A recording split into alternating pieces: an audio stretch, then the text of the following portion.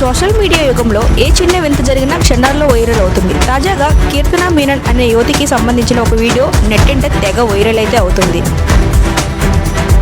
ఈ దృశ్యంతో పాటు ఆమె పెట్టిన క్యాప్షన్ మరింత వివాదాస్పదంగా అయితే మారింది.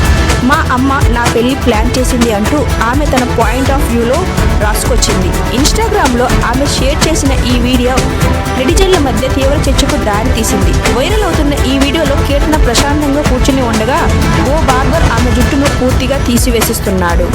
ముఖంలో ఎలాంటి బాధ లేకుండా ఆమె గుండు చేయించుకోవడం గమనార్హం. ఇది బలవంతపు పెళ్లికి వ్యతిరేకంగా ఆమె చేసిన నిరసనలా అనిపిస్తున్నా దీని వెనుక ఉన్న అసలు కారణాన్ని కీర్తన ఇంకా స్పష్టమైతే చేయలేదు.